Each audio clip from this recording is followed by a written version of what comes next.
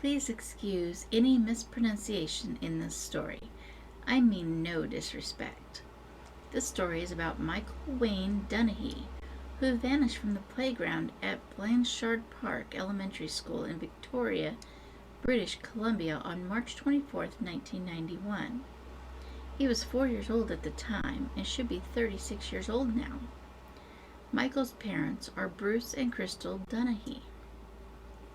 Michael and his family went to the school for his mother's flag football practice.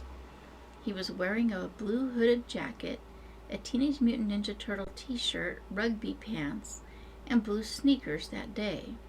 The family arrived at the school around 12:30 p.m., and when they got there, Michael asked his mom if he could go to the playground, which was near the field where the football practice was taking place.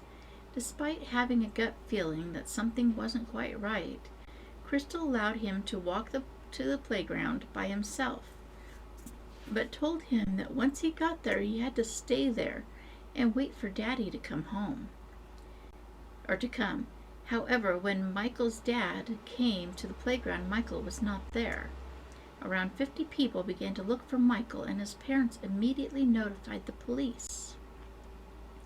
At the time, the investigation regarding Michael's disappearance became one of the largest in Canadian history, and still remains one of the largest today.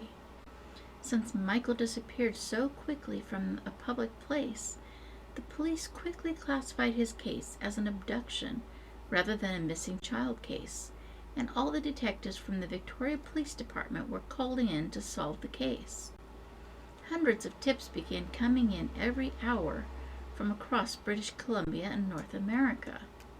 Victoria detectives investigated known sex offenders and interviewed anyone who had been in the area around the time of Michael's disappearance, but were unable to find much information except a witness report that a man in his late 40s or early 50s with a brown van was near the playground. In early 2009, police in Milwaukee, Wisconsin, found a missing person poster of Michael at the home of Vernon Seitz, 62, who confessed to a psychiatrist that he murdered a child in 1959 when he was 12, and knew of another child killing. Seitz was later found dead by Milwaukee police, apparently from natural causes. As of 2021, Michael's case remains open, with both the police and Michael's family remaining hopeful for an ultimate resolution. In 2021, the Victoria Police Department released an age-enhanced sketch of Michael and launched an online tip portal, with Police Constable Cam McIntyre stating that over 10,000 tips have been received since 1991. Many Victoria residents recall the day of Michael's disappearance as a loss of innocence for the city, as the fact that a child had been abducted in their community came as a shock. Fears and concerns about child abduction quickly began to rise among parents, kids, and schools in the months after the disappearance. Crystal became an advocate for missing children issues in British Columbia and has served as the president of Child Find British Columbia.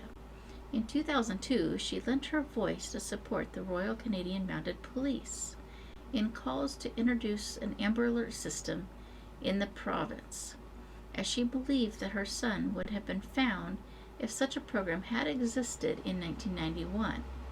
The system has since been implemented in most regions of Canada. The community of Esquimalt, part of the Greater Victoria metropolitan area, holds an annual charity event called the Michael Dunahee Keep the Hope Alive Fund Run to raise money for Child Find. This event is organized by Michael's sister Caitlin. I would like to believe that someone raised Michael no matter how he came into their custody, and that he survived for the past 32 years, and I hope someday he will be found safe. If anybody has any possible leads in this case, please check out the contact information in the description. Thank you.